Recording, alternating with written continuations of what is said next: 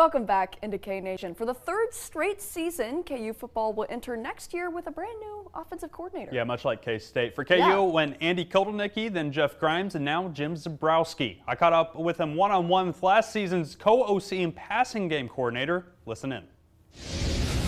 Coach, thanks for joining us. I want to congratulate you on the promotion. I want to take you back. What was that like when you got word that you were going to be the next offensive coordinator? It was exciting. It actually happened. Weird story. I was at my son's bowl game at Texas, and they're playing UT Permian Basin, and we're in the parking lot getting ready to go in. And Lance had told me the night before, like, something might be happening, but you don't know.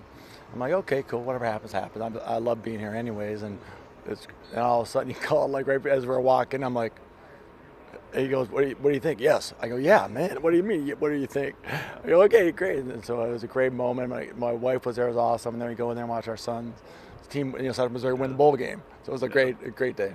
I wanted to save the D2 questions for later, but how do you feel about, or how proud are you of two-time Harlan Hill winner Zach Zebrowski for best player in D2 college football? I was so proud. I always tell people this. I go, unbelievable year, obviously, and great teammates and all that stuff, but like, so proud just how he played. I always tell people, I said he has so much fun playing, and he plays so hard, and just the amount of time, I told everybody, it's just the way he just, that you could see how much fun it was for him to play and be with his teammates. And then I always told him, I said, if things haven't gone great, how you want him to those first couple of years, when you get a chance, knock that door down. He knocked it down. Two of the best years maybe in the history of college football, back to back, and now he's hoping to. I hope it's just the beginning of his journey. Yeah. As he moves on, so it was awesome for me and my wife to be there. Now, how tuned in are you to D2 football and maybe the MIAA? What have you told Lance about Landon Leipold being at Kearney? No, I haven't said anything. I'm happy.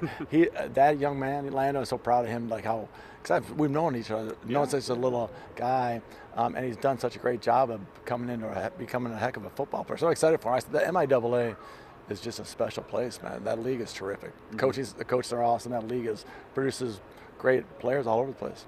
All right, I want to go back at a tougher question now. You touched on it. Coach gave you the call, said, hey, we want you to be the guy.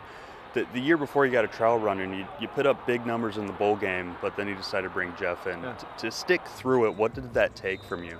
Not much. I've always believed this about Lance. And like I came back, like we worked together at Whitewater, and then Coach Kill grabbed me to go to Northern Illinois and Minnesota, and then when a job opened in Buffalo, I got to go back, and I wouldn't have not gone back, but it wasn't with somebody I really cared about and trusted and respected and all that good stuff. And once he said this, when he said, I'm going to do this, here's why I'm doing it, I'm like, that's awesome. I go, if it's going to help us be successful, I'm all for it. 'Cause I always trust that he has the best interest of the program in mind, and he always has made great decisions. And I'm like, yeah, I go, that's awesome. He's a good run game guy, great run game guy. I can help pass game wise and collaborate in the way we went. So it wasn't like people are like, that's a great question, because people say, well, were you bummed out? I go, no, not at all. I go, I'm at Kansas, living in a great city, at a great school. Our daughter goes here. I go, now I still get to do what I do, coach quarterbacks, and work with the pass game, and with a guy who has a lot of success wherever he's been. Tell me if my math is right here. We got a passing game coordinator, coaching the quarterbacks. You got a veteran quarterback coming back, and you lose a running back that may have a statue out in front one day. Are we going to see more passes this year? We might not see a run play. I'm joking. I'm joking. No, the offense. Someone asked me a question before about the type of offense. I go, when I was hooked up with Andy in 17 or 18, where the Buffalo year, and kind of combined forces, and this kind of offense you've seen the last couple of years kind of came out in that way. So we've always had passing stuff. I'm joking, more stuff in there. I go, but Devin's been so good, and the stuff that's happened, it helped us what we need at that time. So whatever we're going to need, if we need a bowl game experience, a 500 yards, I hope we can do it.